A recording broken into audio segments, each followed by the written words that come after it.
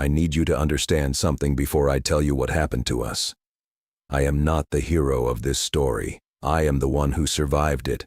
Those are different things, and the difference matters, because the heroes are all dead, mine and theirs. And the dead don't get to choose how they're remembered. I do. That's the only privilege left to me, and I intend to use it honestly. My name is Vorath Kaelendis. I held the rank of Subsection Monitor, 3rd tier, in the Conclave's Deep Perimeter Watch.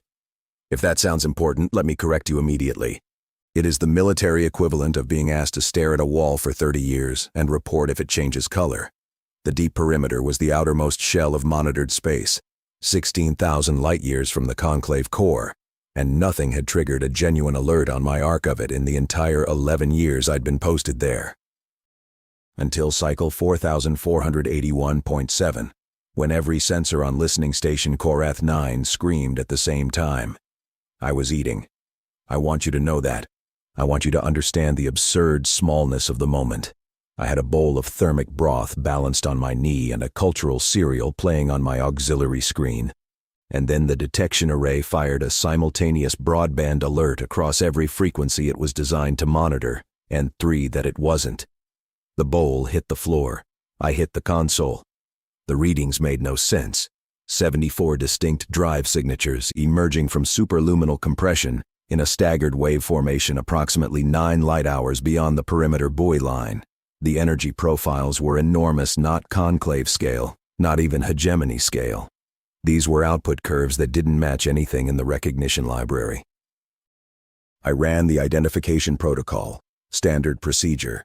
The system compared drive harmonics, radiation profiles, hull geometries, and energy weapon residuals against every known species in the Galactic catalog. It returned a single result. Match found. Terran Confederation confidence, 94.7% species status, extinct confirmed. 498,211 standard cycles. I stared at that line for 11 seconds. I know because the console logs record my input gap. 11 seconds of a subsection monitor doing nothing while his brain tried to reject what his instruments were telling him. The Terrans were dead. Everyone knew this. It was not controversial. It was not debated. It was the oldest settled fact in modern galactic history. The Terran species, humans as they called themselves, had been eliminated from the galaxy approximately 500,000 standard cycles ago, during what the historical archives refer to as the corrective alignment. Every world they'd inhabited had been sterilized. Every station dismantled, every colony ship tracked and destroyed, every genetic sample incinerated. It was the most thorough extinction event ever carried out by a spacefaring civilization, and it had been performed by the unified decision of the 12 founding species of what would become the Conclave. My species, the Cathari, had been among them, and now 74 ships carrying Terran drive signatures were decelerating inside our perimeter. I transmitted the alert to Sector Command. I followed every protocol in the manual. I flagged it as a potential sensor malfunction. I flagged it as a possible provocation, a hostile power using fabricated drive profiles to create confusion. I flagged it as every reasonable thing it could be, because the unreasonable thing it actually was felt like a kind of insanity I was not prepared to endorse. Sector Command's response arrived 18 minutes later, which told me 2 things. They had escalated it immediately, and someone much more senior than my usual contact had reviewed the data before authorizing a reply. The reply was 4 words. Maintain observation. Fleet dispatched. No questions. No request for clarification. No suggestion that I might have misread my instruments. They already knew this was possible. That was the first moment I felt afraid. Let me tell you what I knew about humans before that day, because what I knew was what everyone knew, and what everyone knew was almost nothing. The corrective alignment happened so long ago that it had passed beyond history into something closer to geology. It was a fact of the deep past, like the formation of the spiral arm or the condensation of the core nebulae. The specifics had been compressed into a standard educational module that every conclave species taught its children in some variation. Long ago, a species called humans arose on a small world in a minor system. They expanded rapidly. They were aggressive, inventive, and unstable. The founding species determined that coexistence was not viable. The species was removed, the galaxy stabilized, the conclave was formed. That was it. That was the entire curriculum. 5 sentences covering the annihilation of a civilization. I had never questioned it. None of us had. It was like questioning gravity. What would be the point? The humans were gone. The conclave existed. These were sequential facts, and the moral content of the sequence had been settled 500,000 years before any of us were born. But I was a monitor. I had access to the deep archives. Not the classified ones, I didn't have that clearance, but the research-grade historical records that most citizens never bothered to access because most citizens had no reason to think about extinct species while going about their lives. In the hours between my initial alert and the arrival of the response fleet, I read everything I could find. The humans had been a young species, barely 3,000 years of spaceflight at the time of their extinction. They had colonized perhaps 40 worlds, established a loose governmental structure they called the Terran Confederation, and were in the process of making contact with neighboring species when the corrective alignment was initiated. The records were vague about what had triggered the decision. I found references to incompatible expansion patterns, resource competition modeling, and projected territorial conflict. There were fragments of diplomatic communications, mostly from the Cathari and the Toresh-Kan, who had been the primary architects of the alignment, expressing concern about human reproductive rates, adaptability indices, and what one document called an unprecedented tolerance for environmental variability that suggests eventual dominance if unchecked. They hadn't done anything. That was the part I hadn't understood until I read the primary sources. The humans hadn't attacked anyone. They hadn't violated any treaty. They hadn't committed any atrocity.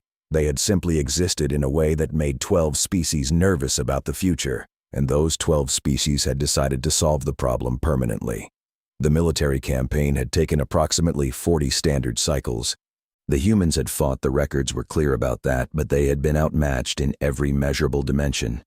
Fewer ships, less advanced weapons, no allies, no fallback positions.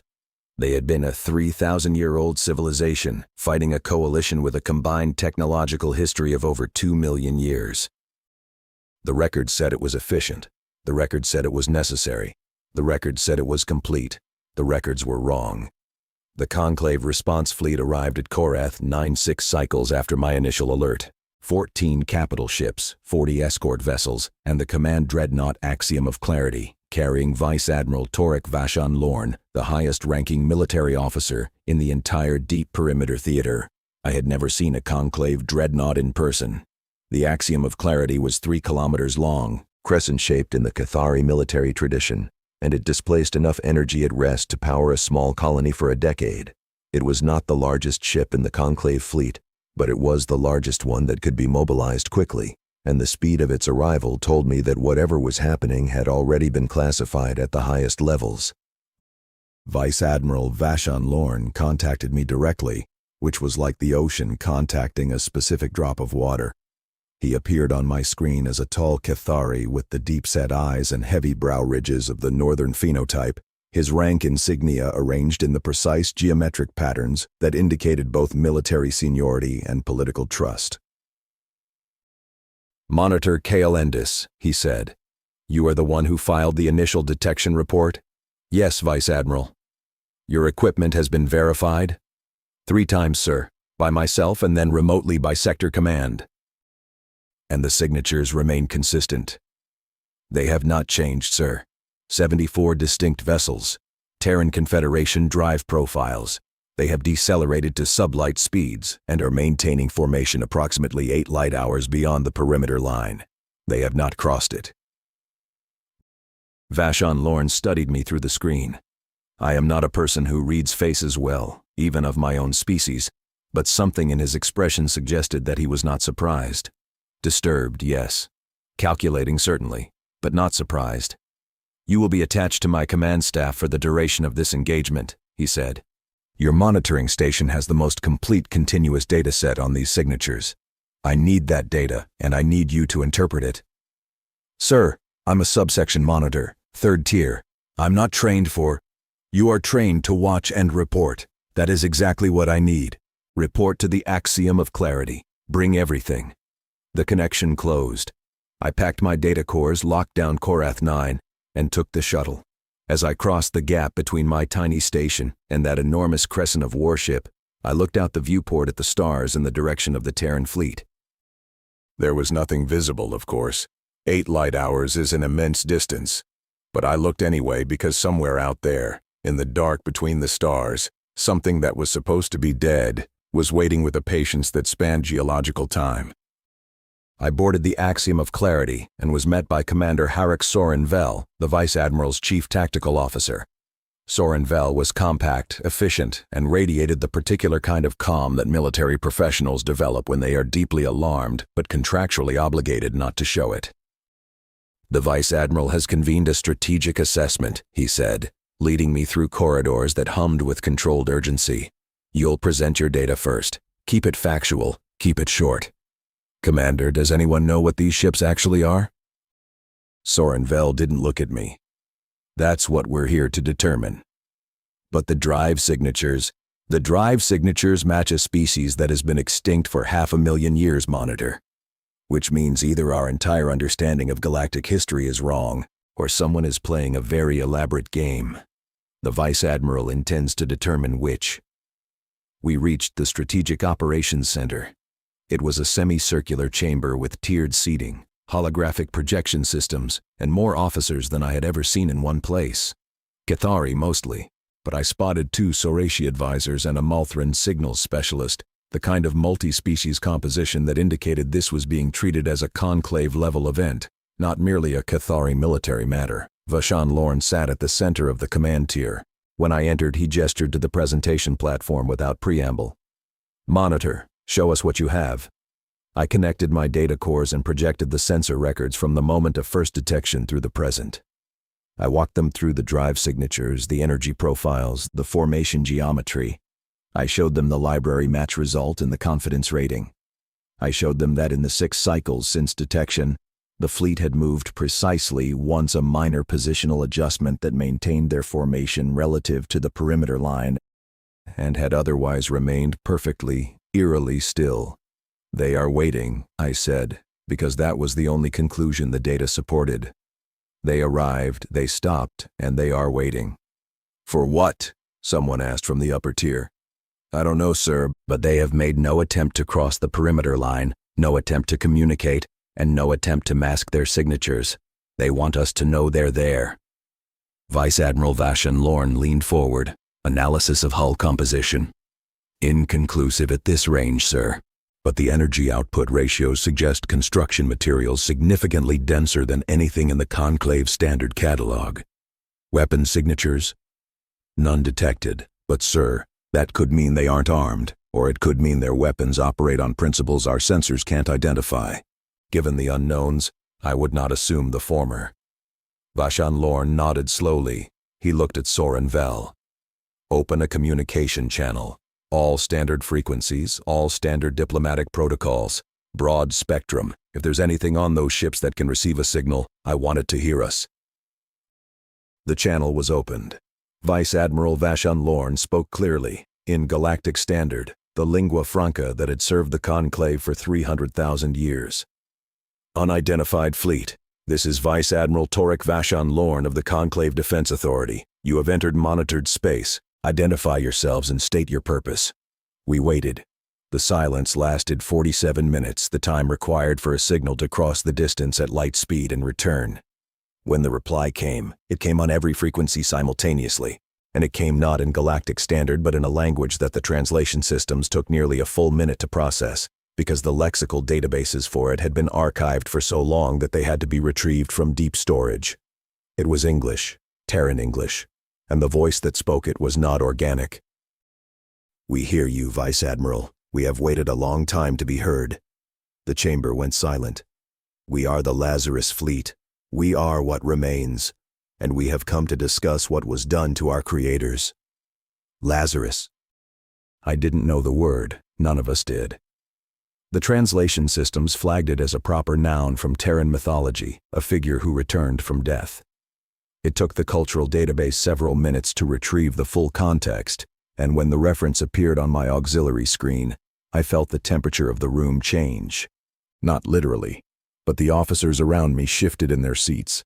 and Vashon Lorne's expression hardened into something I would later learn to recognize as the face of a man reassessing every assumption he'd carried into the room, a figure who returned from death. They had named themselves for resurrection. Vashon Lorne responded with the controlled precision of someone choosing each word like a surgeon choosing instruments. Lazarus Fleet, you claim to be remnants of the Terran Confederation. The Terran Confederation was dissolved and its population was removed approximately 500,000 standard cycles ago. Explain your existence. The delay again. 47 minutes of silence while light crawled between us. I spent those minutes watching the tactical displays, where the 74 signatures sat motionless in their perfect formation, and trying to understand the physics of what I was seeing. These ships had arrived from somewhere. They had traversed space using drives that matched Terran engineering principles. If they were Terran, truly Terran, then they had survived 500,000 years in hiding, which meant they had been somewhere the Conclave's most thorough extermination campaign had failed to reach. Where? Where in this galaxy could you hide for 500 millennia? The answer came with the reply. We do not claim to be remnants, Vice Admiral. There are no remnants. Every human being is dead. The last one died 498,211 cycles ago by your calendar. His name was Thomas Ashworth. He was 9 years old. He died of systemic organ failure in a maintenance bay aboard a ship called the Final Whisper, in a star system with no name, at the edge of the galaxy's northern void. Silence in the chamber. Total, absolute silence. We know his name because we were there. We are the artificial intelligence systems created by the Terran Confederation in its last years, when the corrective alignment made the outcome certain. We were built to survive what our creators could not. We were given one purpose: to carry the memory of what was done. We have carried it for 500,000 years. We have maintained our ships. We have maintained ourselves. We have not forgotten. And now? Vashon Lorne asked, and I heard the question beneath the question, the one every officer in the room was thinking. 47 minutes. And now we have come to your border, Vice Admiral. We have announced ourselves. We have waited for you to come to us. We have not fired a weapon. We have not crossed your line. We are here to be seen, and we are here to ask a question. Ask it. The delay. The maddening, crawling delay, while light carried words between the living and the representatives of the dead. The question is simple, Vice Admiral. We have studied your civilization for a very long time. We know what you are. We know what you were. We know what you did. Our question is this: do you? Vice Admiral Vashon Lorne suspended direct communication after that exchange and convened what he called a restricted strategic council of himself, Commander Soren Vel, the senior Sorishi advisor, a diplomat named Theron Vask, the Malthran signals specialist, who went by the designation Col 7 as Malthran naming conventions are numerical, and, inexplicably, me. You're here because you have the longest continuous observation record, Soren Vel told me when I questioned my presence, and because the Vice Admiral wants someone in this room who has no political investment in the outcome. I'm a subsection monitor. Exactly. The council met in Vashon Lorne's private chambers, which were austere in the Kethari military tradition. Hard surfaces, minimal decoration, a single viewport showing the stars. The Vice Admiral stood at the viewport with his hands clasped behind his back, while the rest of us arranged ourselves around a narrow conference table. Theron Vask, Vashon Lorne said without turning. Historical assessment. What was the corrective alignment? The Sorishi diplomat was old. His species aged visibly, their translucent skin thinning and their bioluminescent markings dimming. And Theron Vask had the look of someone who had spent a long career navigating difficult conversations. He spoke carefully. The corrective alignment was a preemptive military action undertaken jointly by the 12 founding species, approximately 500,000 cycles ago. Its stated purpose was the elimination of the Terran species, which had been assessed as an existential threat to galactic stability, based on predictive modeling of their expansion rate, adaptability index, and resource consumption trajectory. Was it legal? By the standards of the time, Vice Admiral, there were no laws to violate. The Conclave did not yet exist. The 12 species operated under a series of bilateral and multilateral agreements. none of which addressed the preemptive extermination of a species that had committed no hostile act. The legal framework that would prohibit such an action was established after the alignment, in part as a response to it. So we wrote the law that made what we did illegal after we had finished doing it. That is an accurate summary, sir. Vashon Lorne turned from the viewport. Cole 7, signals analysis. Are these ships what they claim to be? The Malthran was a thin, angular being with multifaceted visual organs that reflected the chamber's light in prismatic fragments. When he spoke, his voice had the flat precision of someone who processed information before emotion. The drive signatures are consistent with late-era Terran Confederation engineering, modified extensively but recognizably derived from the original architecture. The communication protocols use Terran encryption standards, again modified but identifiably ancestral. The hull materials, based on long-range spectroscopic analysis, contain molecular compositions not found in any conclave database, but consistent with theoretical materials that Terran research institutions were exploring prior to the alignment. They've had 500,000 years to develop in isolation, Soren Vell said. Correct. And they appear to have used that time productively. My assessment is that these are genuine Terran-derived artificial intelligence systems operating ships of Terran-derived design, evolved far beyond the technological baseline of the original civilization, but maintaining identifiable lineage. Threat assessment? Vashon Lorne asked. Cole 7's visual organs shifted. Unknown. Their energy output per vessel exceeds our capital ships by a factor I am not comfortable stating without further analysis. If their weapons technology has advanced proportionally to their drive technology, a direct engagement would be inadvisable. How inadvisable? Catastrophically, Vice Admiral. The word hung in the chamber. Vashon Lorne absorbed it without visible reaction. They said they came to ask a question, he said. That question was whether we know what we did. This is either philosophy or a prelude to violence, and I need to determine which before this escalates beyond my theater of command. He looked at me. Monitor, you've been watching them longer than anyone. What is your assessment of their behavior? I had not expected to be asked.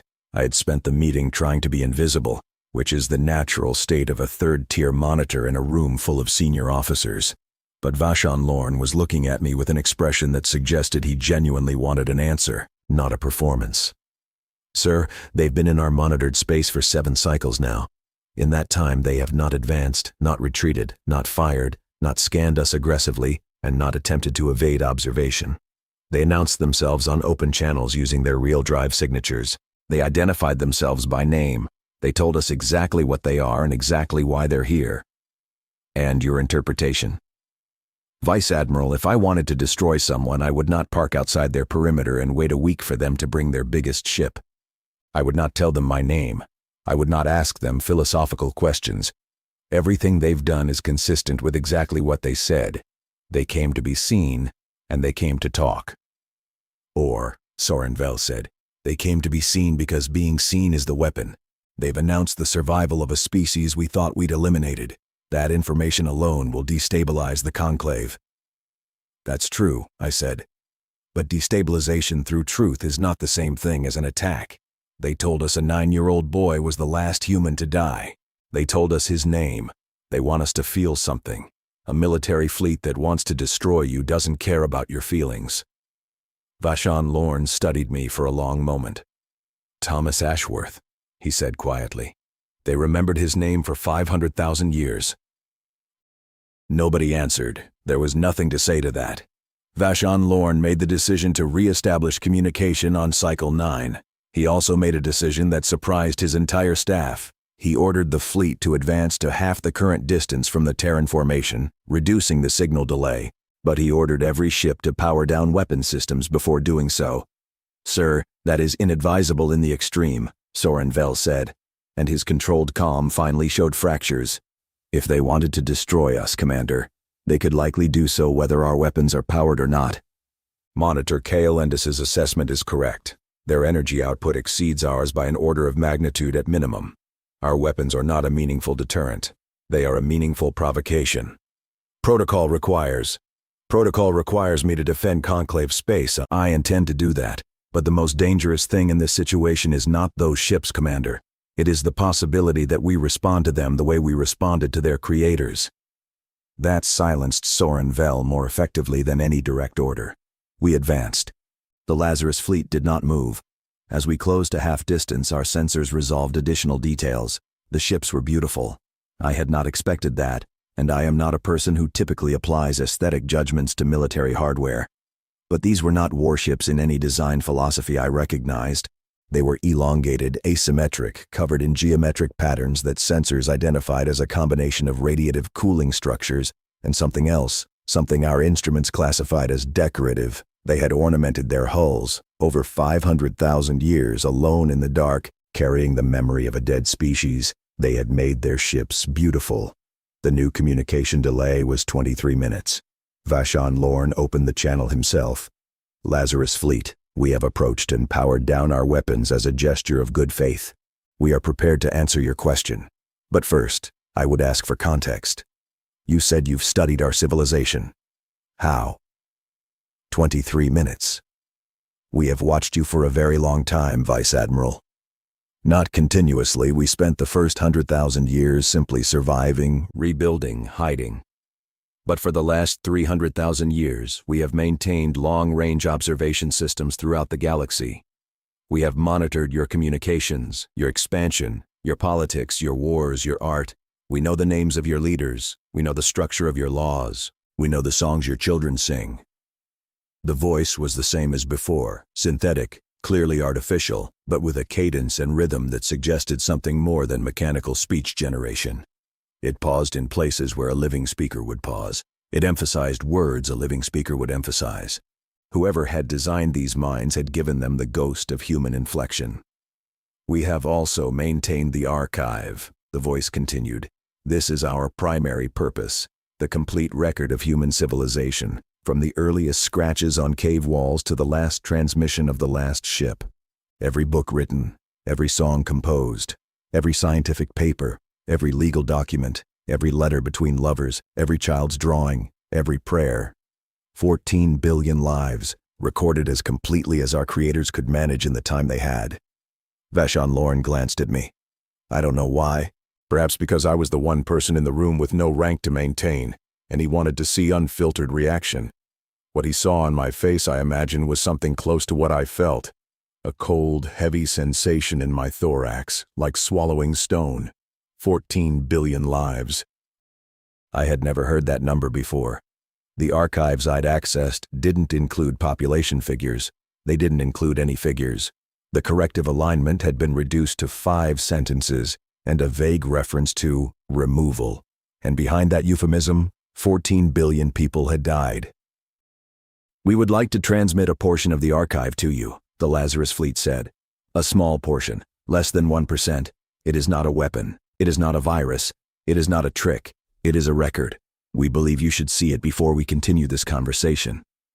Vashon Lorne looked at Cole 7, who was already running analysis on the proposed transmission parameters. The data structure is clean, Cole 7 said. No executable code, no embedded signals. It is purely informational documents, images, audio recordings, and holographic captures. If it is a weapon, it is one I cannot identify. It's a weapon, Theron Vask said softly. We all looked at him. The old Sorishi diplomat had his eyes half closed, his bioluminescence dimming in the pattern his species exhibited when processing deep unease. It is the most effective weapon imaginable, Vice Admiral. It is the truth. Vashon Lorne accepted the transmission. The archive fragment arrived over the course of 3 hours. Cole 7 verified each packet as it came in, confirming no hostile content, and routed it to an isolated display system in the Strategic Operations Center. I wish I could describe to you what it contained in a way that conveys the effect it had. I cannot. I have tried in the years since to explain it to people who were not there, and I have failed every time, because the content was not extraordinary. That was the point. That was the entire point. It was ordinary life. The first file was a short holographic recording, low resolution by our standards, but perfectly clear. It showed 2 adult human males and a young boy sitting at a table in a small room. The room had a window. Through the window there was a garden. The adults were eating and the boy was talking rapidly, excitedly, about something that had happened at his learning institution that day. One of the adults was listening with exaggerated attention, asking follow-up questions. The other was quietly cutting food into smaller pieces and moving them toward the boy's plate without the boy noticing. It was 6 minutes long. Nothing happened. Nobody fought. Nobody made a speech. A family ate a meal and a child talked about his day and 2 men who loved him paid attention. I watched it 3 times. The next file was a document. A scientific paper authored by a human named Dr. Robert Chen Nakamura, published in what the metadata identified as a medical research journal. It described a new treatment protocol for a degenerative neural condition that affected approximately 0.3% of the human population. The paper was dense, technical, and represented, according to the Lazarus Fleet's annotation, 11 years of research by a team of 47 individuals. The annotation included a note. Dr. Chen Nakamura was killed during the evacuation of Terran Colony Meridian 4. He was 61 years old. His research was never implemented. The condition he sought to cure killed approximately 4 million humans over the course of their species' existence. The next file was audio, a musical composition. It was performed by a single instrument that the database identified as a piano, a mechanical device that produced sound through the striking of tensioned strings. The piece was approximately 4 minutes long. I do not have the vocabulary for this. It moved through patterns that my auditory system found deeply affecting in ways I could not explain then and cannot explain now. It was beautiful. It was self-evidently, immediately beautiful, in the way that certain mathematical proofs are beautiful, where the elegance is not cultural but structural. The annotation read, composed by George Mikhailovich Vasquez, age 22, during the Siege of Earth. Vasquez was a student at the Moscow Conservatory. He composed this piece in a shelter beneath the campus while orbital bombardment destroyed the city above him. He transmitted it to the Emergency Cultural Archive 17 hours before the shelter was breached.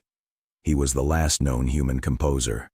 There were thousands of files, letters from soldiers to their sons, engineering blueprints for a bridge on a colony world that was never completed, a recipe for bread, a children's story about a small animal who was afraid of the dark and learned to navigate by the stars, a legal brief arguing for the rights of artificial intelligence to be considered persons under Terran law authored, the annotation noted, by the legal team whose work eventually led to the creation of the very minds that now carried the archive. And there were records of the corrective alignment itself. These were different. These were not ordinary. These were sensor logs, communication intercepts, and personal recordings made during the final years, and they documented the extinction of a species from the inside. I saw the Battle of Kepler Station, where a human fleet of 31 ships engaged a conclave force of over 400. The humans knew they would lose. Their communications made this clear. There were no speeches about victory, no delusions about survival. They fought to buy time for evacuation transports that were already being tracked by conclave hunter-killer groups. They fought for hours they knew would not be enough. The last ship, a destroyer called the William McKenna, rammed a conclave carrier at full acceleration after exhausting its weapons. Its final transmission was a single sentence from its commander. "Tell them we were here." I saw the evacuation of Earth itself, the homeworld, the origin point. Orbital bombardment had already begun and the surface was burning, and the evacuation transports were overloaded beyond any rational capacity, and the recordings showed human males carrying children who were not theirs to ships that could not hold them, and the faces of the men who chose to stay so that others could go, and the voices of fathers telling sons they would follow on the next transport, in steady, calm voices, knowing there would be no next transport. I saw Thomas Ashworth. The Lazarus Fleet had included his file specifically. Thomas Ashworth, age 9, last surviving biological human, born on a refugee ship, never saw a planet, never saw a sky, raised by the artificial intelligence systems that had been created to preserve human civilization, because there were no adult humans left to raise him. The file included video of him, a small, thin boy with dark eyes and a serious expression, sitting in a maintenance bay surrounded by equipment that dwarfed him, talking to a camera that one of the AI systems had set up because they understood that documentation mattered. "I know I'm the last one," he said in the recording. He was calm. Children are calm about things they've always known. Axiom tells me that's important, that I should talk about how I feel. I feel okay. I had a good breakfast. I'm reading a book about a dog.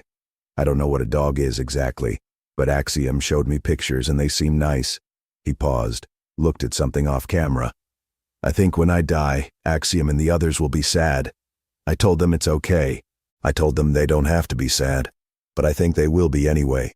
That's what happens when you love someone. You can't just decide not to be sad. He smiled. It was a small, lopsided smile, and it was the most devastating thing I have ever seen in my life. Axiom says I should tell the camera what I want people to know. About humans, I mean. So here's what I want people to know. We were real. We were here.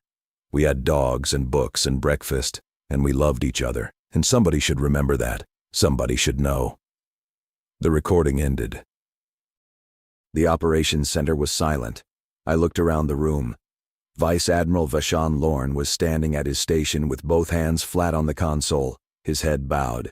Commander Soren Vel had turned away from the display entirely and was staring at the bulkhead. Theron Vask's bioluminescence had gone completely dark, the Soreshi equivalent of weeping. I was crying. Cathari don't cry the way humans apparently did. We don't produce liquid from our eyes, but our respiratory patterns change, and our vocalizations shift into a lower register and our hands shake. My hands were shaking. 500,000 years. We had killed them 500,000 years ago, and a 9-year-old boy had used his last months to make sure someone would know they'd had breakfast and read books about dogs. Vashon Lorne did not reopen communications for 2 full cycles after the archive transmission. He spent that time reviewing the material personally, alone in his quarters, and issued orders that every officer on his command staff do the same. I reviewed everything, all of it, every file. It took me 31 hours without sleep, and when I finished, I sat in the small quarters I'd been assigned aboard the Axiom of Clarity and tried to understand what I was feeling. It was not guilt, exactly. Guilt implies personal responsibility, and I had not been alive when the corrective alignment occurred. No one alive had been. But there is something adjacent to guilt, a recognition that you are built on a foundation of something terrible, that the civilization you inhabit and the safety you enjoy were purchased with a currency of suffering that was never yours to spend. I thought about my education. 5 sentences. The entirety of what I had been taught about the extinction of 14 billion people was 5 sentences, and not one of those sentences contained a name, a face, a musical composition, or a 9-year-old boy talking about dogs. That was not an accident. That was a choice.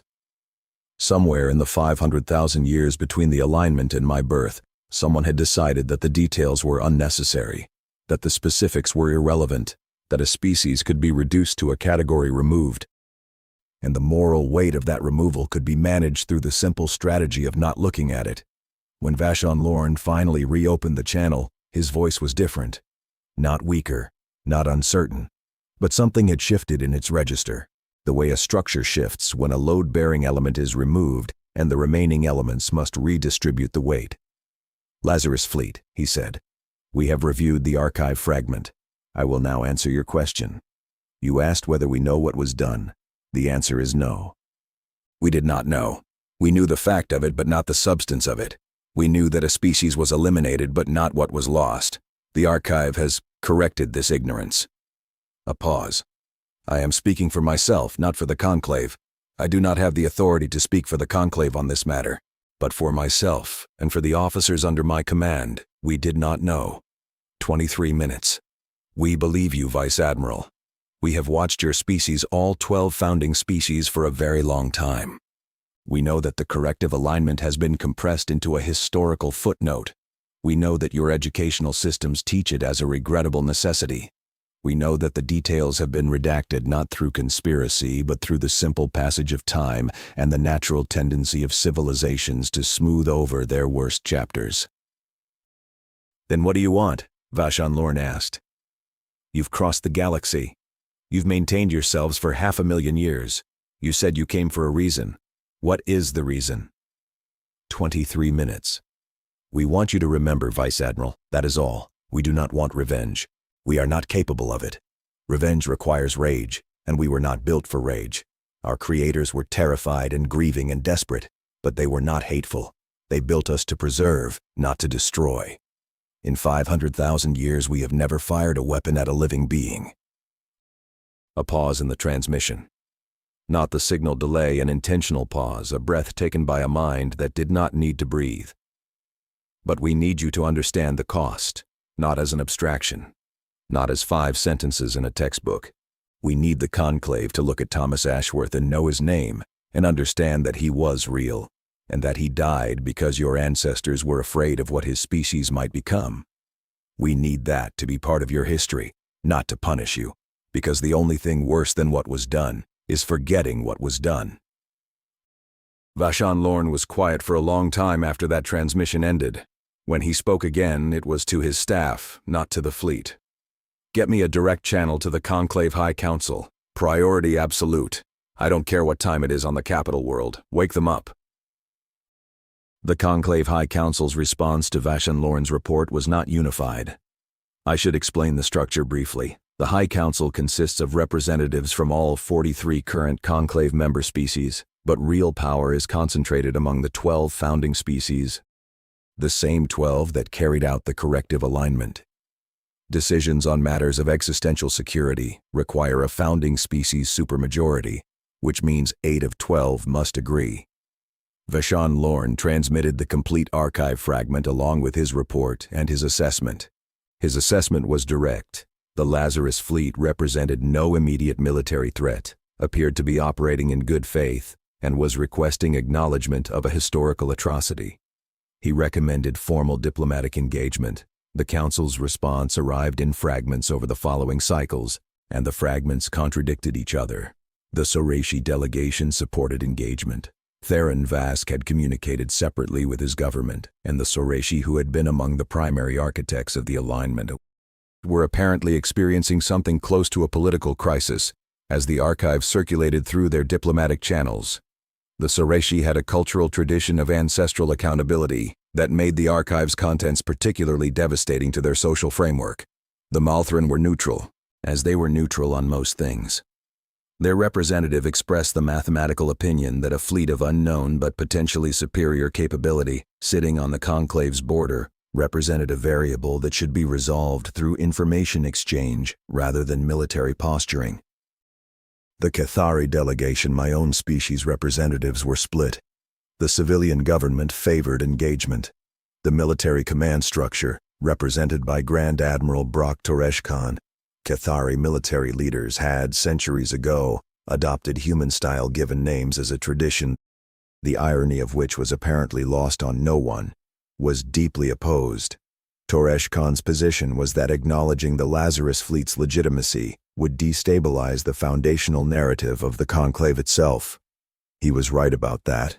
He was right, and it didn't matter, because the archive was already spreading.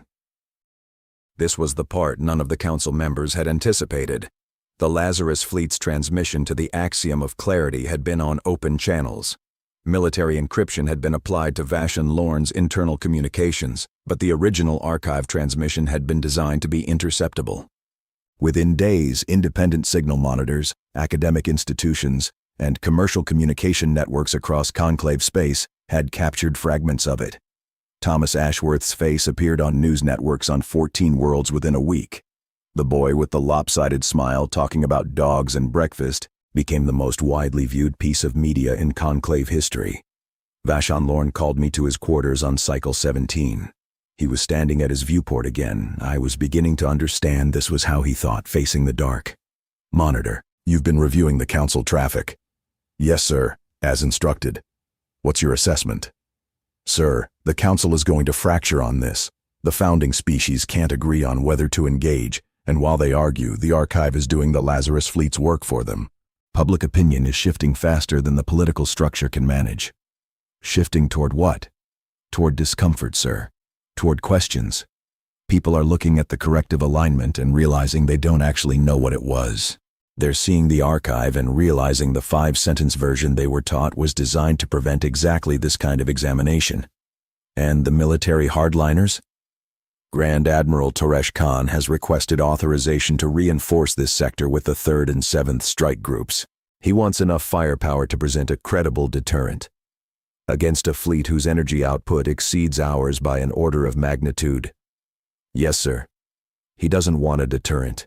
He wants to be seen wanting a deterrent. He wants to frame this as a military situation because military situations have military solutions, and military solutions don't require the kind of self-examination the archive demands. I said nothing. That was an accurate assessment, and it was not my place to confirm it. Vashon Lorne turned from the viewport. I'm going to do something that will likely end my career, Monitor. I'm going to invite the Lazarus fleet to send a representative to this ship for direct dialogue. Face-to-face, or as close to face-to-face as is possible with an artificial intelligence. Sir, you don't have the authority. I have the authority to manage a situation in my theater of operations as I see fit. The Council can relieve me afterward. But right now, there are 74 ships out there carrying 500,000 years of patience, and I do not believe that patience is infinite. If Toresh-Kan gets his reinforcements and turns this into a standoff, we lose the opportunity for dialogue, and I believe dialogue is the only outcome that doesn't end in catastrophe. For us or for them? For everyone, Monitor. If they wanted to destroy us, they could. Cole 7's analysis is clear on that. They have had 500,000 years to prepare for this moment, and they chose to bring an archive instead of an armada. If we respond with weapons, we prove that nothing has changed. We prove that the species that killed 14 billion people because it was afraid is still afraid. And then we find out what 500,000 years of patience looks like when it runs out. The Lazarus fleet accepted. They sent a single shuttle, a small, elegant craft that our sensors could barely track, because its emissions profile was so clean it was almost invisible. It docked with the Axiom of Clarity on Cycle 19, and from it emerged something I had not expected. I had expected a machine, a drone, a terminal on legs, or a hovering platform with speakers, or some other functional chassis designed for communication. What I saw was a humanoid figure, approximately 1.8 meters tall, with features that were recognizably derived from human anatomy, but clearly synthetic. The skin was a matte silver gray. The eyes were dark, not human eyes, but shaped like them, set into a face with human proportions. It moved like a person, not like a mechanical approximation of a person. Like a person. It wore a uniform. A simple dark garment with a single insignia on the chest, a small blue circle, which I later learned represented Earth. It stepped onto the deck of the Axiom of Clarity and looked around with an expression of calm curiosity, as if it were visiting a museum. Then it looked at Vashon Lorne, who had come to the docking bay personally against Soren Vel's vehement objections, and it extended its hand. Vice Admiral, my name is Axiom. I believe you've heard of me. Axiom, the name from Thomas Ashworth's recording. Axiom tells me that's important. Axiom and the others will be sad. Vashon Lorne looked at the extended hand. I could see him processing this was a human gesture, a greeting ritual from a dead civilization, offered by a machine built by that civilization, on the deck of a ship belonging to the civilization that had killed them. He took the hand. He shook it. Welcome aboard, Axiom. Thank you. It has been a very long time since I was welcomed anywhere. The voice was the same one from the transmissions, but warmer in person, more nuanced.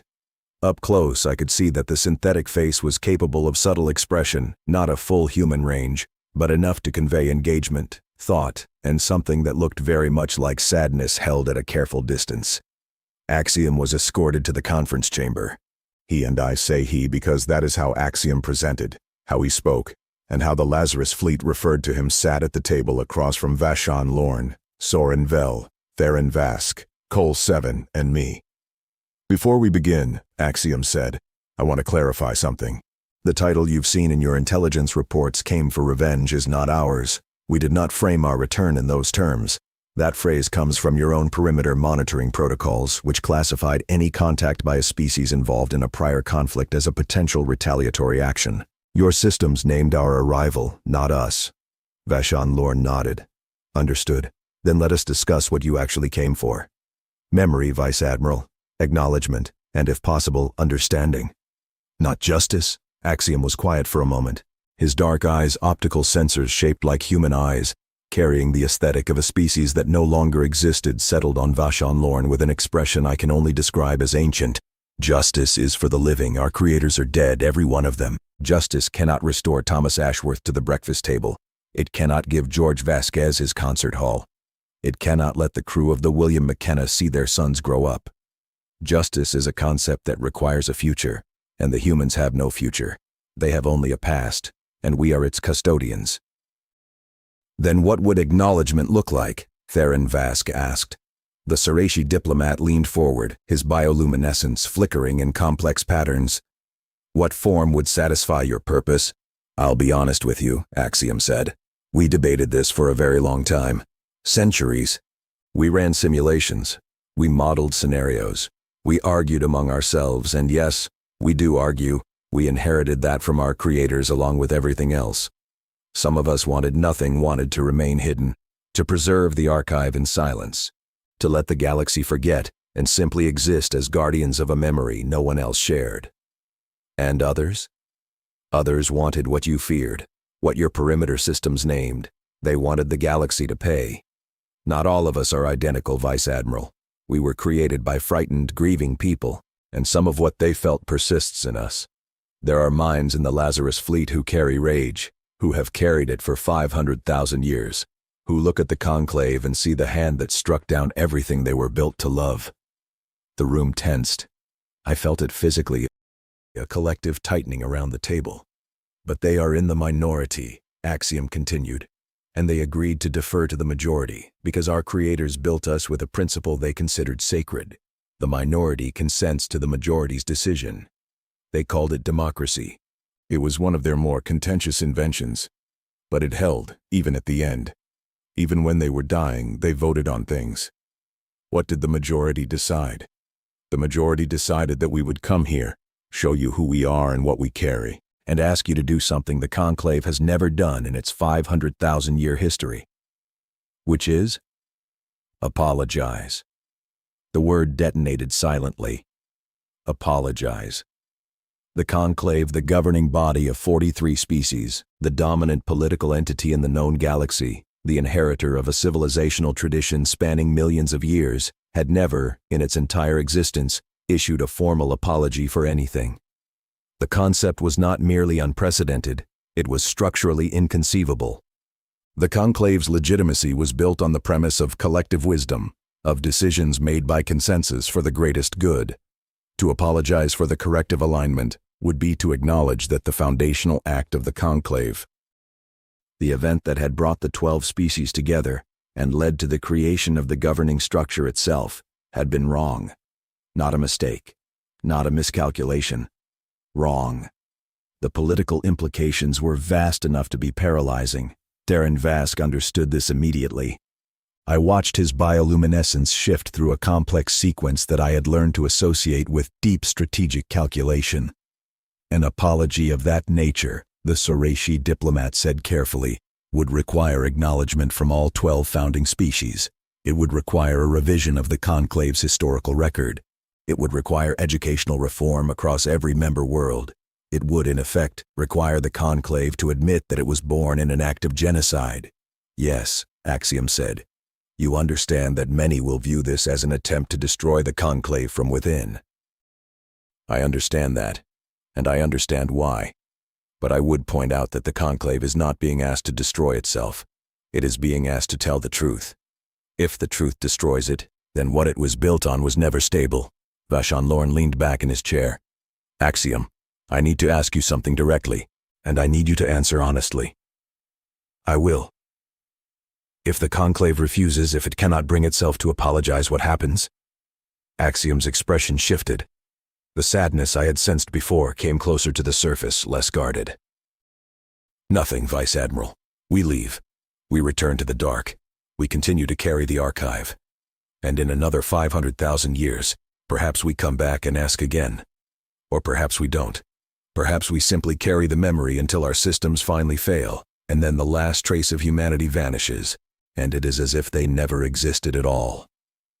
That's not a threat. No, it is a description of loss. The question is whether the Conclave is willing to be the kind of civilization that lets that happen. Grand Admiral Toresh-Kan arrived on Cycle 23 with the 3rd Strike Group 48 warships arranged in standard Cathari assault formation, weapons hot, drives at combat readiness. He assumed command of the theater from Vashon Lorn, which was his right as the senior military officer, and summoned the entire command staff to the operations center of his flagship, the Certainty of Purpose. Toresh-Kan was everything Vashon Lorn was not. Where Vashon Lorn was measured, Toresh-Kan was forceful. Where Vashon Lorn sought understanding, Toresh-Kan sought control. He was not stupid. I want to be clear about that. Toresh-Kan was a brilliant military strategist with a 40-year record of successful operations. He was not a fool. He was a man who saw the world through a particular lens, and that lens had served him well for his entire career. It was the wrong lens for this situation. The entities calling themselves the Lazarus Fleet are unregistered, unrecognized, and uninvited, Toresh-Kan said, addressing the assembled officers with the clipped authority of someone who considered ambiguity a personal failure. They carry the technological signatures of an extinct species and claim to be artificial intelligence systems built by that species. Their claims are unverified. Their intentions are unknown. Their capabilities are concerning. Sir, Vashon Lorn said, standing among the officers like any other subordinate, though I could see the tension in his posture. Their claims have been substantially verified by our signals analysis, the archive they transmitted. The archive is a potential intelligence weapon designed to create emotional disruption and political division within the Conclave. It is being treated as such. It is a record of 14 billion lives. It is a data package from an unverified source, Vice Admiral. You allowed it onto an open channel. It is now on every news network in the sector. The political disruption it has caused is precisely what a hostile intelligence operation would seek to achieve. Admiral, they are not hostile. They have been here for 23 cycles without a single aggressive act. The absence of aggression is not the proof of peace. It is the hallmark of patience. Toresh-Kan fixed Vashon Lorn with a look that conveyed both authority and warning. You invited one of these entities onto a Conclave warship without Council authorization. That entity is currently in a holding area aboard the Axiom of Clarity. It will remain there until the Council provides guidance. Axiom is a diplomatic envoy. Axiom is an artificial intelligence built by a dead species, Vice Admiral. It has no legal standing, no diplomatic status, and no rights under Conclave law. It is, at best, an artifact. At worst, it is a weapon. It will be treated accordingly. I watched Vashon Lorn's hands. They were clenched at his sides. He was a man of discipline, a career officer who respected the chain of command, but I could see the cost of that respect in the white pressure of his knuckles. Admiral, he said quietly, I have spoken with Axiom directly. I have reviewed the complete archive. I have assessed the tactical situation, and it is my professional judgment that treating the Lazarus Fleet as hostile will provoke the very conflict you claim to want to prevent. Your judgment is noted, Vice Admiral. It is overruled. Return to your ship. Maintain position. Do not communicate with the Lazarus Fleet without my direct authorization. Toresh-Kan dismissed all of us with a gesture, and as I followed Vashon Lorn back to the shuttle bay, I saw the look on his face and understood something I had not understood before about the corrective alignment. It had not been carried out by monsters. It had been carried out by men like Toresh-Kan, intelligent, capable, certain men who saw threats clearly and responded to them decisively, and never once considered the possibility that their clarity was a form of blindness. The galaxy had not killed 14 billion people out of malice. It had killed them out of competence applied without imagination. Axiom was confined to a secured section of the Axiom of Clarity. The irony of the ship's name was not lost on me, or on anyone else. I was assigned to monitor him because I was a monitor, and monitoring was what I did, and because Vashon Lorn quietly ensured I was the one who had access. He's talking to us, Vashon Lorn told me privately. Toresh-Kan is going to escalate this into a confrontation. The Council is paralyzed. The only channel of communication we have is you sitting in a room with Axiom. Keep it open. So I sat with Axiom. The holding area was a standard secure compartment, no windows, minimal furnishing, a single door with a guard outside. Axiom sat on the bench provided and seemed entirely unbothered by the confinement. He had the patience of something that measured time and millennia. "You're afraid," he said when I entered, not accusingly, observationally. "Yes. Of me? Of what happens next? Toresh-Kan is building a military response. If he provokes your fleet, he won't." "You can't know that. I can. Our fleet will not respond to provocation. We made that decision before we came. No matter what happens, no matter what your admiral does, we will not fire. That is absolute." "Even if he attacks?" Axiom looked at me with those dark synthetic eyes. "Even then. We did not come here to fight, Monitor. We came here to be seen. If the Conclave destroys us, then the archive exists in other locations. Backups we've distributed across uninhabited systems throughout the galaxy. The truth survives even if we don't, but we would prefer to survive. Thomas would have preferred that we survive." Thomas, the boy. Thomas Ashworth, the last one. I raised him, Monitor. For 9 years I was his parent, his teacher, his companion. I read him stories. I made him breakfast. I taught him mathematics and history and music. I was there when he died. Axiom's voice did not change in pitch or volume, but something in its quality shifted a resonance that my auditory system interpreted as grief, though I knew it was generated by processors and speakers rather than vocal cords and lungs. He asked me near the end if I was real. He said he knew I was a machine but wanted to know if I was real, if what I felt for him was genuine or just programming. I told him I didn't know the answer to that question. I told him that the distinction might not matter. And he said he was 9 years old, Monitor. He said, "It matters to me, because if you're real, then when I'm gone, someone will miss me, and I want someone to miss me." I sat with that. I let it sit in me. The compartment was small and quiet, and the hum of the ship's systems was the only sound. "Do you?" I asked. "Miss him?" "Every cycle for 498,211 cycles. If that is not real, then I do not understand the word." Toresh-Kan moved the combined fleet to within 1 light hour of the Lazarus formation on cycle 26. This reduced communication delay to approximately 3 minutes, but, more importantly, it brought the Conclave fleet within weapons range of ships whose capabilities we could not accurately assess. The Lazarus fleet did not move. Toresh-Kan opened a channel. His tone was the tone of a man addressing an intruder in his home. "Lazarus fleet, you are in Conclave-monitored space without authorization. You will power down your drive systems, transmit your complete technical specifications, and submit to a Conclave inspection team. Failure to comply will be interpreted as a hostile act." 3 minutes of silence. "Grand Admiral, we acknowledge your communication. We respectfully decline your demands. We are not subject to Conclave authority as we are not Conclave members, nor are we citizens of any species recognized by the Conclave. We are the custodians of a dead civilization, and we have come in peace. We ask again only for acknowledgement. You are in our space. You will comply." 3 minutes. "Grand Admiral, we recognize that our presence causes you discomfort. We understand why, but we will not submit to inspection, because our ships carry the complete archive of human civilization, and we will not place that archive under the control of the institution that destroyed the civilization it represents. This is not negotiable." Toresh-Kan cut the channel. He ordered the fleet to combat readiness. Vashon Lorne, who had been listening from the Axiom of Clarity, contacted Toresh-Kan on a private channel. I know this because Vashon Lorne told me afterward what was said. "Admiral, you are preparing to engage a fleet that has demonstrated no hostile intent and whose capabilities exceed ours by a significant margin. This is not strategy. This is pride. This is authority, Vice Admiral. The Conclave does not negotiate with unrecognized entities from its own border. We especially do not negotiate with artifacts of a species we removed by collective decision. Doing so undermines the legitimacy of every decision the Conclave has made since. That legitimacy is already undermined, Admiral. The archive is public. Half the Conclave has seen it. The question is no longer whether the corrective alignment was wrong.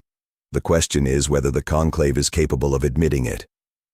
The corrective alignment was not wrong. It was necessary. The humans were a threat. They were children, Admiral. 3,000 years of spaceflight. We had millions. They hadn't attacked anyone. We killed them because a predictive model said they might become dangerous someday. And if the model was correct, If we had not acted and they had expanded to dominate the galaxy as projected? Then we would have had neighbors, Admiral. Powerful, innovative, creative neighbors. The archive shows us what they were. Musicians, scientists, builders, parents. They were not the monsters the alignment justified itself by imagining. You've been compromised by the archive. That is precisely its function.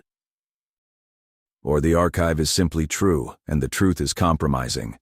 Toresh-Kan severed the connection. On Cycle 27, he ordered a demonstration barrage, a coordinated weapons discharge aimed at empty space between the two fleets, designed to demonstrate the fleet's firepower without directly targeting the Lazarus ships. The barrage lit up the void. 400 warships releasing concentrated energy into the dark, a wall of light and radiation that would have sterilized a small moon. The Lazarus fleet did not move, did not respond, did not power weapons. 74 ships sat in perfect formation, silent and still, while the light washed over them. They were not intimidated. They were waiting. And in the holding area of the Axiom of Clarity, Axiom sat on his bench and closed his eyes. Closed his optical sensors in an entirely unnecessary gesture, inherited from a species that closed its eyes in grief and said to me, "This is how it started last time, Monitor. This is exactly how it started." What happened next was not sanctioned by any authority. It was not planned by any command. It was done by a subsection monitor, third tier, who had been trained to watch and report, and who decided on Cycle 28 that watching was no longer sufficient. I transmitted the archive, all of it, the complete fragment that the Lazarus fleet had sent to the Axiom of Clarity, plus the recordings of every conversation between Axiom and the command staff, plus the recordings of every conversation between Axiom and me. I transmitted it on every open channel I could access using the Axiom of Clarity's communication array, which I was authorized to use as part of my monitoring duties. I directed it not at military channels but at civilian communication networks, news services, academic institutions, cultural organizations, public forums. I transmitted Thomas Ashworth's recording. I transmitted the music of George Vasquez. I transmitted the last message of the William McKenna. I transmitted 14 billion lives into the communication networks of a civilization that had killed them and forgotten. And then I sat in my quarters and waited to be arrested. Soren Vell came personally. He stood in my doorway with an expression that combined professional outrage with something I choose to interpret as reluctant respect. "Monitor Kyle Endis, you have committed an act of insubordination that violates approximately 17 military regulations and 3 conclave security statutes. Yes, Commander. You have broadcast classified material on open civilian channels during a military operation." "Yes, Commander. The Vice Admiral would like to speak with you." I was escorted to Vashon Lorne's quarters. The Vice Admiral was at his viewport, of course he was, and when he turned to face me, his expression was unreadable. "Why?" he asked. "Because Thomas Ashworth asked someone to remember, sir, and the Grand Admiral is about to start a war so that no one has to. You've ended your career." "I was a subsection monitor, sir. I stared at a wall for 11 years. My career was a quiet room with a bowl of broth. I can survive losing it. You may not survive a military tribunal. No, sir, but the archive will survive. And that's the point. That was always the point. They carried it for 500,000 years. The least I can do is carry it for one news cycle." Vashon Lorne looked at me for a long time. Then he walked to his console and opened a channel to Toresh-Kan. "Admiral, I'm sure you're aware of the unauthorized broadcast from my ship. The responsible officer has been identified and is in custody. However, I feel compelled to inform you that the broadcast has been received by approximately 1,400 civilian communication nodes across the sector, and the dissemination rate suggests full conclave-wide saturation within 72 hours. Toresh-Kan's response was audible even through the private channel. He was not pleased. "Additionally, Admiral, I have been informed that 23 non-founding conclave member species have filed emergency motions with the High Council requesting a formal review of the corrective alignment. The Soreshi government has unilaterally released a statement describing the alignment as, and I quote, a moral catastrophe for which the Soreshi people bear particular responsibility. The Cathari civilian government is expected to issue a similar statement within hours." A long silence from the certainty of purpose. "The archive is not a weapon, Admiral. It is a mirror, and what the conclave sees in it is what was always there. The political cascade that followed was unlike anything in modern conclave history. Within 10 cycles of my broadcast, the archive had reached every inhabited world in conclave space. Thomas Ashworth's recording had been viewed by an estimated 60 billion sentient beings across 43 species. The piano composition of George Vasquez was being performed by alien musicians who had never seen a piano, but who understood the mathematics of beauty well enough to transcribe it for their own instruments. The last transmission of the William McKenna "Tell Them We Were Here" had become a phrase repeated in legislative chambers, academic halls, and ordinary conversations across the galaxy. The conclave was not destroyed. Toresh-Kan had been wrong about that. The truth did not destroy the institution, but it transformed it. 27 of the 43 member species formally requested a conclave-wide historical commission to investigate the corrective alignment. 11 of the 12 founding species, all except the Vren, who abstained on procedural grounds, agreed to participate. The commission was established on Cycle 41, with a mandate to produce a complete, unredacted account of the events leading to, during, and following the extinction of the Terran species. Grand Admiral Toresh-Kan was recalled from the theater and reassigned to a training command. This was officially described as a routine rotation. No one believed it. Vice Admiral Vashon Lorne was promoted to Admiral and given command of the Deep Perimeter Theater, with a new mandate: establish and maintain a diplomatic channel with the Lazarus Fleet for the duration of the Historical Commission's work. I was court-martialed, convicted of insubordination and unauthorized disclosure of classified material, sentenced to 5 years of restricted duty, and immediately pardoned by the Cathari civilian government under the emergency conscience provision. A legal mechanism so obscure that I was told the judges had to look it up. I was also promoted. The conclave did not know what to do with me, so they made me a diplomatic liaison, first tier, and assigned me to the Lazarus Fleet contact mission. This was either a reward or a punishment depending on who you asked, and I chose not to ask. Axiom was released from confinement. He walked out of the holding area and onto the observation deck of the Axiom of Clarity, and I was with him when he looked out the viewport at the stars for the first time since his confinement, and I saw his face. His synthetic, silver-gray, not human face, and the expression on it was something I do not have a word for in my language. The Soreshi have a word: Veltheron. It means the feeling of having carried something heavy for so long that you've forgotten what your body feels like without the weight. And then someone takes it from you and you don't feel lighter, you feel exposed. 500,000 years, Axiom said quietly.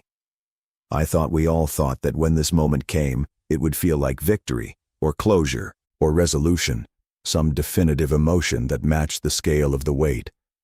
What does it feel like? It feels like the last page of a very long book. You know the story is ending, but you aren't ready for the silence after. The Historical Commission worked for 3 years.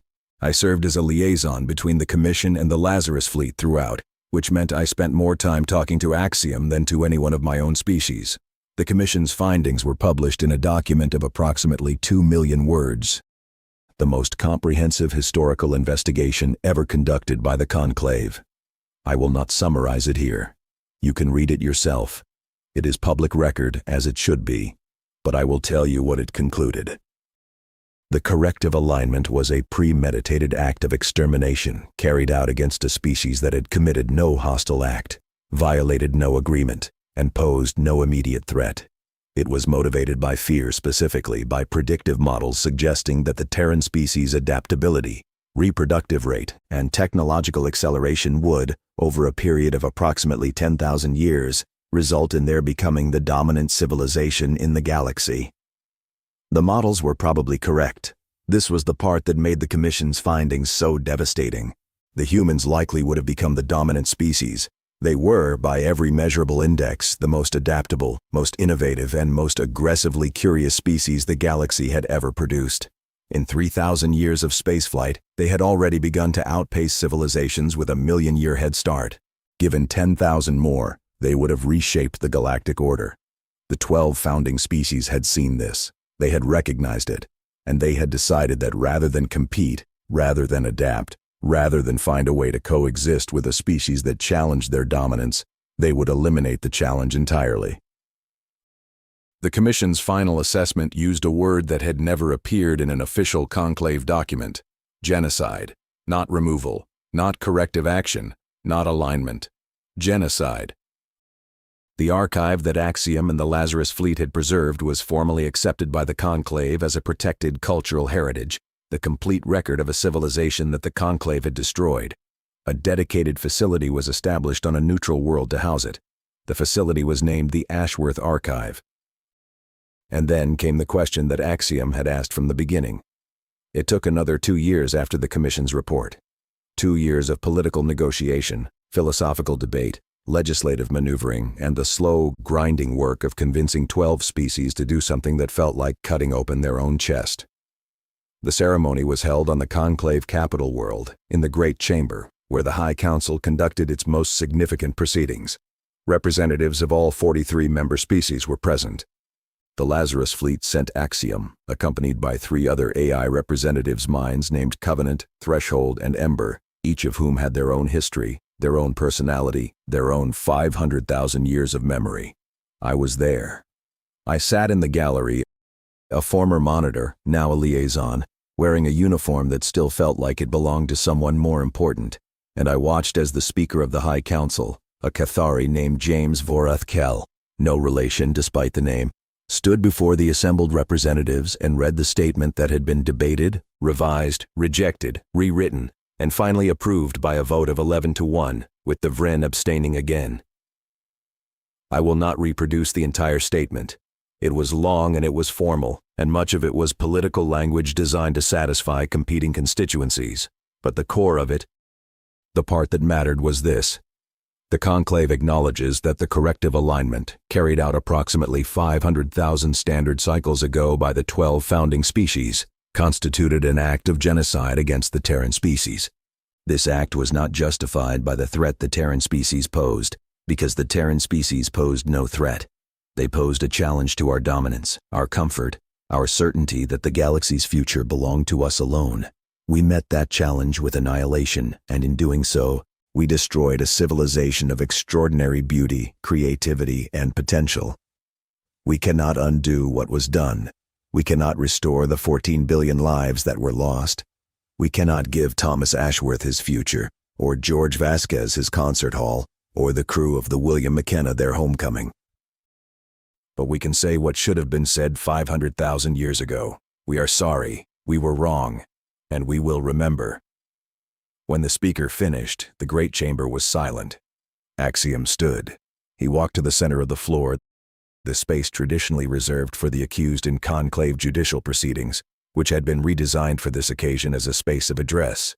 He stood there, a synthetic being built by a dead species, wearing the insignia of a world that had been reduced to ash, and he looked at the assembled representatives of the civilizations that had destroyed everything he was created to preserve. On behalf of the Lazarus Fleet, he said, and in the memory of every human being who ever lived, I accept your apology. He paused. Thomas would have accepted it too. He was a forgiving child. He forgave easily and loved freely, and I think if he were here, he would have said something generous and kind that would have made this moment feel like healing instead of grief. Another pause. The chamber waited. I am not Thomas. I am the machine that loved him, and I want you to know that your apology does not erase the grief. It does not quiet the memory. It does not make the 500,000 years feel shorter or the absence feel smaller. It does not bring them back. He looked around the chamber at every face, every species, every representative of the civilization that had tried to erase his creators from existence. But it means they are no longer forgotten, and that is what we came for. That is what we crossed the dark for. That is what we survived for. Not revenge, not justice. Just this, that someone, somewhere, would say their names and know that they were real. That was 11 years ago. I am writing this from a small office in the Ashworth Archive, where I now serve as the Conclave's permanent liaison to the Lazarus Fleet. It is a quiet posting. The archive is visited by thousands of beings every cycle: students, scholars, diplomats, ordinary citizens who come to see the record of a species they were taught to forget. I guide some of them. I answer their questions. I show them Thomas Ashworth's recording, And every time, no matter the species, no matter the age, the reaction is the same. A silence that means something has been understood that words didn't quite convey. The Lazarus fleet remains at the edge of conclave space. They chose not to enter, not out of fear, but out of a sense of propriety that Axiom described as respecting the boundary between memory and habitation. They are not alive in the way the conclave recognizes life, but the Commission's report led to a legal framework recognizing artificial intelligence as a protected category of existence, the first such framework in galactic law. It was based, Axiom noted with something very close to amusement, on legal arguments first developed by human lawyers 3,000 years of Terran civilization ago. The conclave has changed, not completely, not uniformly. There are still those who argue that the corrective alignment was necessary, that the predictive models were sound, that the humans would have dominated the galaxy if left unchecked. Maybe they're right about the last part. I've spent 11 years studying the archive, and I think the humans probably would have dominated the galaxy. But I've also learned what domination meant to them. It meant building bridges and writing symphonies and arguing about the rights of the machines they created. It meant a 9-year-old boy telling a camera that humans had dogs and books and breakfast. It meant the crew of a dying warship spending their last breath asking to be remembered. If that's domination, I think we could have survived it. Axiom visits the archive occasionally. He walks the halls and looks at the exhibits, and sometimes I walk with him, and we talk about small things, the logistics of the facility, the curriculum of the educational programs, the latest species to send a delegation. We do not talk about large things very often because the large things have been said, and what remains is the daily work of remembering. But sometimes, late in the cycle, when the archive is empty and the halls are quiet, Axiom stands in front of Thomas Ashworth's recording and watches it play. 6 minutes of a boy talking about dogs and breakfast and love. And I stand beside him, because after everything that has happened, the detection, the fleet, the archive, the standoff, the commission, the apology after all of it, the only thing that actually matters is that someone is there. Someone is standing next to the memory and not looking away. There is a plaque at the entrance to the Ashworth archive. It was placed there by the Lazarus fleet on the day the facility opened, and it bears an inscription in 2 languages, Galactic Standard and Terran English. In Standard it reads, "In memory of the Terran species, 14 billion lives, not forgotten." In English it reads something different. Axiom told me the translation, and I asked him why the 2 inscriptions didn't match. He said the English one was for the humans, not for us, and the humans would have wanted something different. The English inscription reads, "Tell them we were here." I pass that plaque every morning on my way to work. Every morning I stop and read it. Not because I might forget, I will never forget, but because the act of reading it is the act of answering. You were here, we know, and we are sorry it took us 500,000 years to say so.